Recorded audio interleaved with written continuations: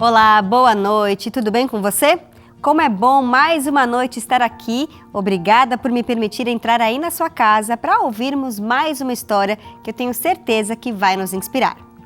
Quer contar a sua história aqui no Identidade também? É muito simples, é só escrever um e-mail para identidadegeral@novotempo.com contando os detalhes da sua história, que a nossa equipe vai entrar em contato com você.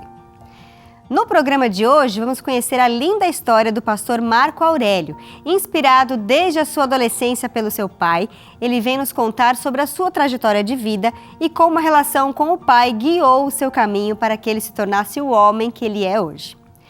Eu vou para uma pausa rápida de 30 segundos e o pastor Marco já estará aqui para contar tudo sobre a sua história. Eu volto já.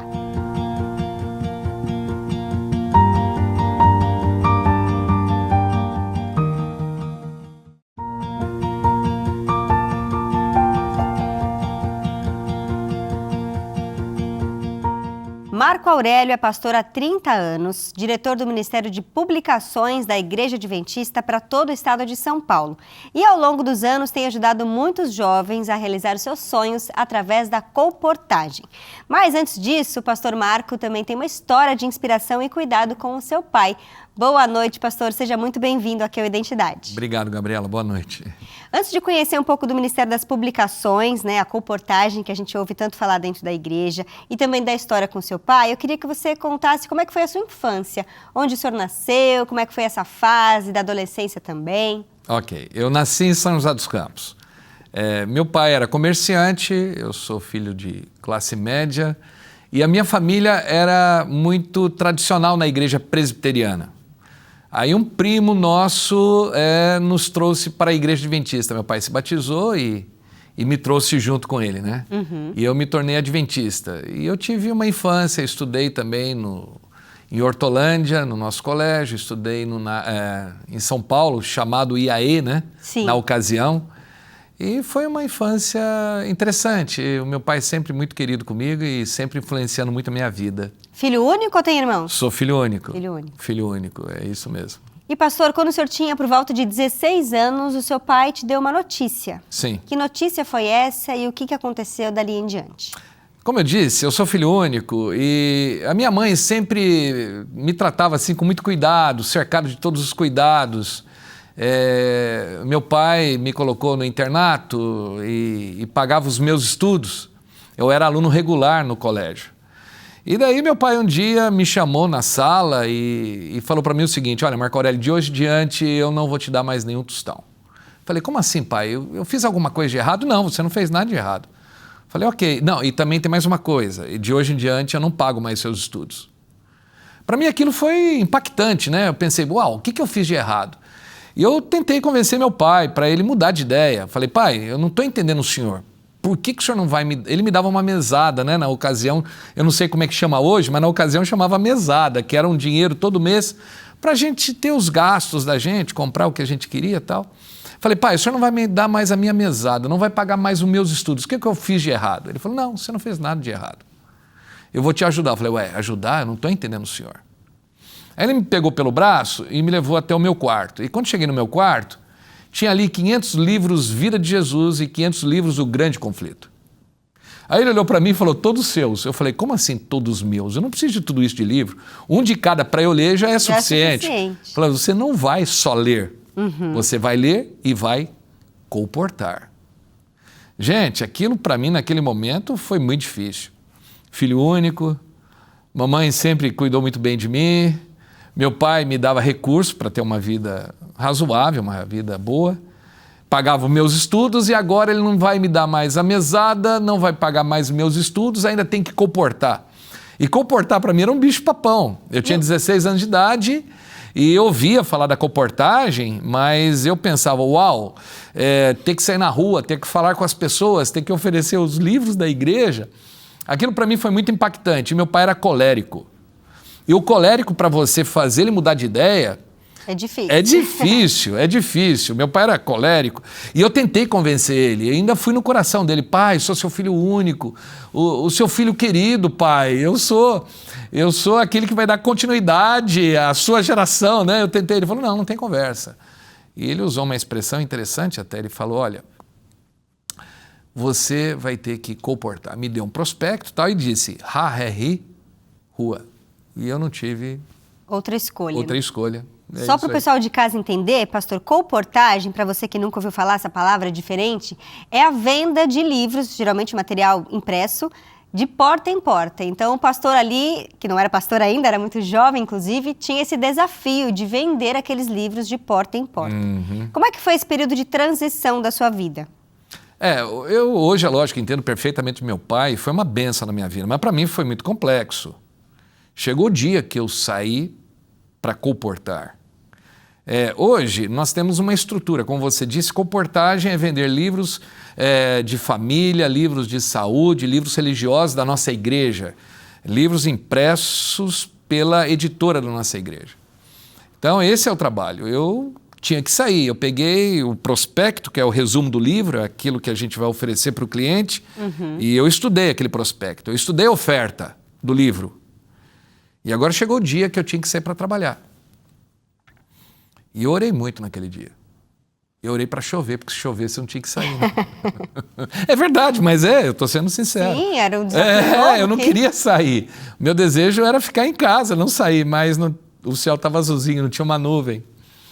E daí é lógico, agora daí eu orei para Deus me abençoar, me usar, mesmo na minha juventude ali, naquela complexidade. Eu falei, meu Deus, não foi o que eu escolhi, quem escolheu foi meu pai.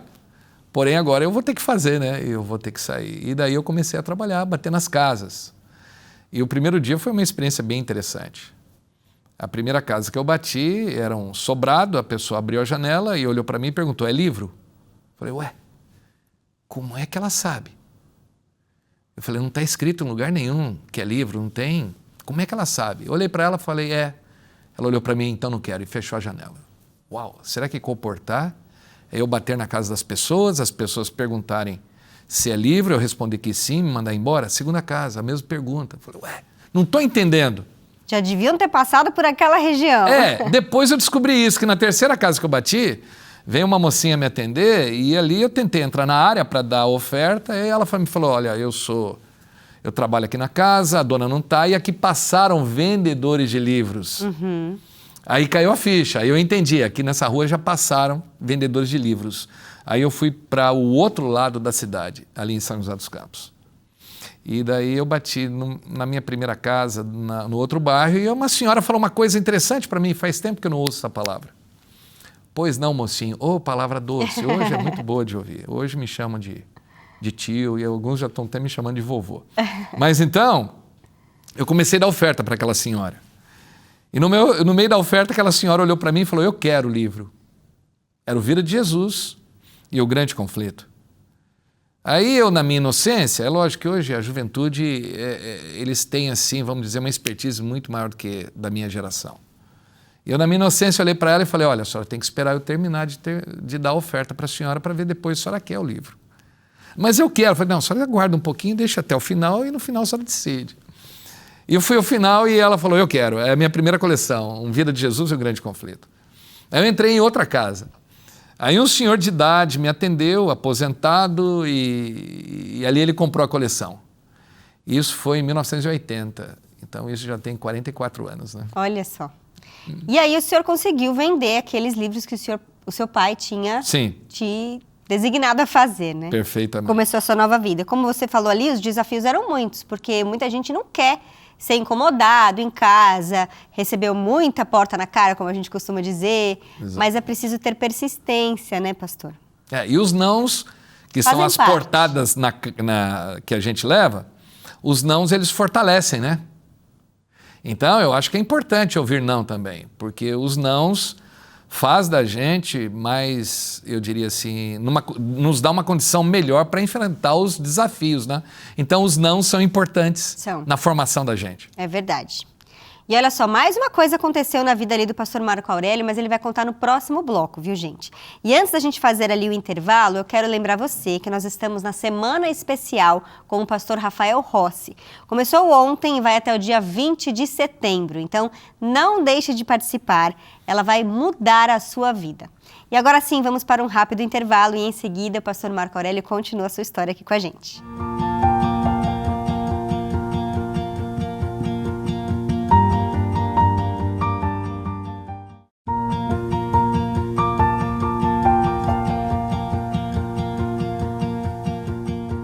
Identidade de volta hoje, conhecendo mais sobre o pastor Marco Aurélio, que já contou um pouquinho aqui pra gente de como ele começou.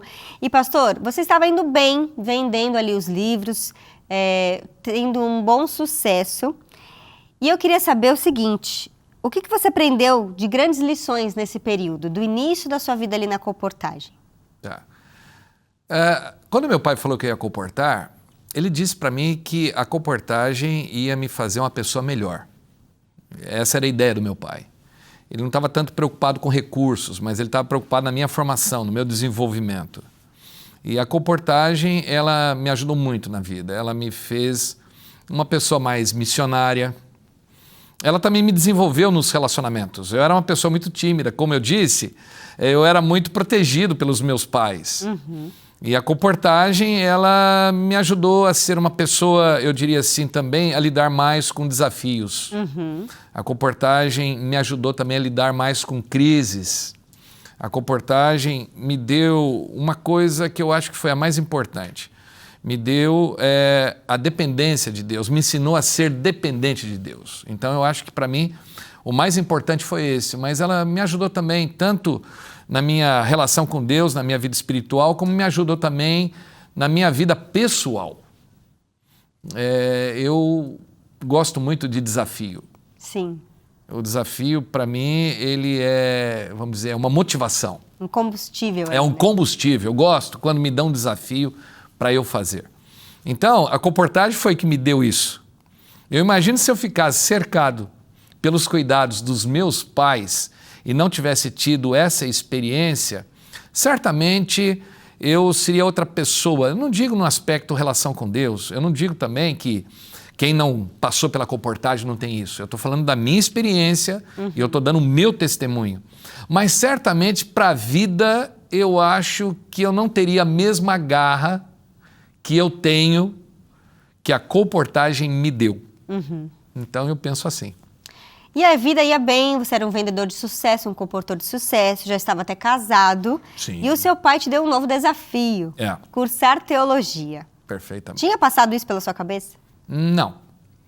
Como é que foi Não receber tinha. esse novo desafio? Agora, casado, me casei novo, devido à colportagem que me deu uma independência financeira. E eu me casei com 18 anos de idade. Olha só, novo mesmo. E minha mulher tinha 16. E é verdade que a minha primeira filha só veio depois de 8 anos de casados, né? Então, a gente namorou ainda assim, bastante. muito jovens. A gente namorou bastante. Então, a minha primeira filha veio depois de 8 anos de casados. Mas então eu já era casado, já estava estabelecido, já tinha até o meu apartamento, meu mesmo, próprio. A minha esposa, juntamente com a família dela, cuidava de um restaurante vegetariano ali em São José dos Campos. Então, a gente estava bem financeiramente. E agora minha vida estava tocando tranquilamente. Aí meu pai veio com uma conversa para mim, né? E falar, Marco Aurélio, agora eu quero que você seja um pastor. Falei, não, pai, eu estou muito feliz como colportor. Eu já era, porque na colportagem existe uma carreira. Você entra como iniciante e depois a igreja te dá uma credencial de aspirante, depois te dá uma credencial de licenciado e depois te dá uma credencial de missionário credenciado. Eu já era um colportor missionário credenciado. E eu estava muito bem, estava tranquilo, minha família estava bem, e ele olha para mim agora e fala, olha, Marco Aurélio, eu tenho um plano para você. Eu falei, pai, o senhor de novo com plano? Agora eu quero que você seja pastor. Falei, não, pai, eu estou muito feliz onde eu estou, o que eu estou fazendo, está tudo bem, minha vida está tranquila, está calma, e eu estou realizado naquilo que eu estou fazendo. Não, mas eu vou te ajudar, agora eu vou te ajudar financeiramente. Falei, é engraçado, pai. Quando eu precisava, o senhor não me ajudou. Bom, ele me ajudou, é lógico, ele me deu aquela quantidade de livros, né? Mas quando eu precisava que o senhor me desse dinheiro, o senhor me deu a colportagem. Agora que eu não preciso mais de recurso financeiro, o senhor vem me oferecer dinheiro. É lógico que eu falei com carinho, falei com respeito, mas falei isso para ele. Falei, agora eu não preciso de recurso financeiro. E outra coisa, eu estou feliz onde eu estou. Mas ele insistiu comigo, ele queria que eu fosse um pastor. Era o sonho do meu pai. E ele sofreu um assalto, pastor. E nesse assalto ele veio a falecer. Sim. Como é que foi esse momento para o senhor e de repente ficou com aquela ideia de concluir o sonho do seu pai? Para mim foi um choque muito grande, porque meu pai era o meu herói.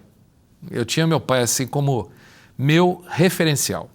O tanto que às vezes a Leila, minha esposa, ela olha para mim e fala: Marco Aurélio, como você está calado, assim, pensativo, você parece muito com seu pai. Eu falo, é que o meu pai, como era o meu herói, meu referencial, eu admirava muito meu pai, então possivelmente em algum momento pareço com ele, né? Sim. Então, eu me lembro que eu saí pela manhã, estava comportando, e próximo à hora do almoço eu fui para o restaurante, como eu disse que a minha mulher estava ali, a família dela, tudo trabalhando. E quando eu cheguei no restaurante, a minha mulher, ela olhou para mim e falou o seguinte: olha, mataram o seu pai. Interessante que a Leila nem, vamos dizer, nem preparou, né? Uhum. Ela foi bem direto. objetiva, né? Aquilo para mim foi um soco no peito, né?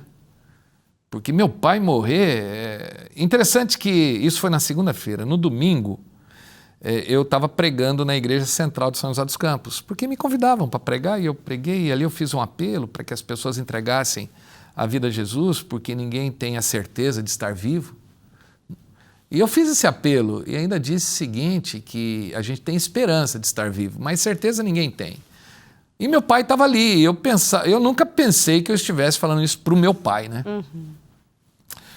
E no dia seguinte, essa notícia. Isso aí foi muito difícil. Quando a Leila me falou isso, foi complicado. O senhor ainda não tinha começado a cursar teologia? Não tinha. E daí é lógico, aquelas palavras do meu pai ficaram na minha mente, né? Eu tenho um sonho, que você faça teologia. E agora, quando isso aconteceu, logo em seguida eu recebi a notícia que minha mulher estava grávida também. E isso aí mexeu muito com a gente, né? Porque a morte do meu pai, minha mulher grávida, e o sonho do meu pai para eu ser um pastor. Uma vida que se foi, outra vida se formando. Perfeitamente. E foi então que você decidiu, vou realizar esse sonho do meu pai, ou ainda demorou um pouquinho? Não, foi assim, logo em seguida, eu me lembro que sentei com a Leila, e minha mulher sempre me apoiou muito, eu sou apaixonado pela Leila. Leila, ela viveu muito comigo, né? Assim, muitas emoções, muitos desafios e muitas conquistas, né? E eu sentei com a Leila e falei: Leila, olha, era o sonho do meu pai, eu não tinha isso no coração, mas agora isso está, vamos dizer, está todo dia martelando a minha mente. Eu estou pensando em fazer teologia, a gente deixar tudo aqui e a gente ir embora fazer teologia. E a Leila falou: não, tudo bem, se você quer, eu tô com você. E a gente foi. Foi até interessante quando a gente chegou lá no colégio. E você estudou no IAE, no antigo IAE? Não, foi no NASP, já no NASP. Engenheiro Coelho, que era o IAE novo na ocasião. Ok. O tanto que quando a gente chegou lá, era tudo muito primitivo. Eu me lembro que quando a gente chegou lá, o caminhão de mudança, para ir aonde a gente ia morar, que é o residencial dos casados lá no NASP, que chamava IAE Novo, não tinha nem estrada direito. Nossa. E eu me lembro que o caminhão parou, o carro do meu sogro com a minha sogra parou bem atrás do caminhão, a minha mulher estava no carro e eu estava no carro de trás e parei. Aí eu fui até o motorista do caminhão, né? E o motorista do caminhão falou: olha, ele me chamou de doutor, né? Não era doutor e não sou doutor. Mas ele falou: doutor, olha, fugir de aluguel tá certo, mas para um lugar desse... Aí eu falei para ele: não estou fugindo de aluguel. Esses móveis que você tirou é do meu apartamento lá em São José dos Campos. Então, eu não estou fugindo de aluguel. Ele falou: então, se você não está fugindo de aluguel, você está doido. Eu falei: eu acho que eu estou doido mesmo. Aí eu fui até o carro, né? Olhei para a Leila, falei: Leila, é o seguinte, olha, eu não sei como é que vai fazer para o caminhão chegar onde a gente vai morar, porém a estrada, ela está cheia de buraco e não tem como chegar direito lá. E sabe de uma coisa, Leila? Se você quiser voltar, a nossa mudança está dentro do caminhão. O nosso apartamento está lá. A parte do restaurante, que era sua, tal, que a gente vendeu, está aqui quem comprou, a sua mãe. A gente, vamos dizer, volta atrás. Sim. Eu sou comportor. Quer voltar para trás? Aí minha mulher olhou para mim, ela foi assim, eu diria, crucial. Você veio para fazer teologia e você vai fazer teologia. que é uma mulher determinada, né? Verdade. E o que é um homem frouxo, né? Desculpa. Não, mas é porque gera muitas dúvidas, né? Você estava deixando uma vida confortável sim, é verdade. Para ter um início certo, lógico, ali, né? Lógico. E como é que foi esse processo de estudar teologia? Foi interessante. As férias que estive no colégio, eu liderei. Eu comportei 2 férias e as outras férias eu liderei. Então, eu sempre estive envolvido com a comportagem. E como é que foi a sensação, pastor, de realizar o sonho do seu pai? Quando você terminou o curso de teologia, se tornou um pastor, você deve ter pensado ali, puxa, meu pai devia estar muito orgulhoso de mim. Foi emocionante, né? Quando eu peguei o certificado, o diploma, né? Uhum. E eu pensei, bom, conquistei o sonho do meu pai. Agora, quando Jesus voltar, eu vou contar para ele que eu conquistei o sonho dele. Agora, foi o que eu já falei algumas vezes, o sonho sempre tem um preço, né? Quando a gente quer conquistar alguma coisa, a gente tem que pagar um preço. É verdade que o sonho do meu pai teve um preço, porque se ele não tivesse... Que meu pai foi assaltado e quem o assaltou era um funcionário onde meu pai estava ali trabalhando, não vou contar os detalhes. Então ele não esperava que fosse fazer com ele o que aconteceu, né? Uhum. Mas se o meu pai não tivesse morrido, possivelmente eu não teria ido fazer teologia, porque não estava nos meus planos fazer teologia. Uhum. Então, para eu fazer teologia, meu pai, ele teve que morrer, né? Teve que morrer entre aspas, né? Como eu disse, se ele não morresse, possivelmente eu não... Hoje às vezes a gente não entende os planos de Deus, né? Mas como ele vai fazendo essa costura na nossa vida... Como ele vai dirigindo, né, as coisas. Dirigindo perfeitamente, é isso mesmo. Agora, pastor, o senhor é um pastor formado já há bastante tempo, com essa experiência vasta na comportagem. A comportagem tem um projeto chamado Sonhando Alto. Sim. E o senhor ajuda muitos jovens a realizarem sonhos também através da comportagem. O que o senhor diria para aquele jovem que de repente está começando nessa área agora? Se o senhor quiser falar diretamente para ele, sua câmera é aquela. Ok, bom, eu primeiro queria falar para os pais desses jovens. Dá esse presente para o seu filho. Fala para ele ir comportar. Eu não tenho dúvida que vai ser uma bênção na vida dele.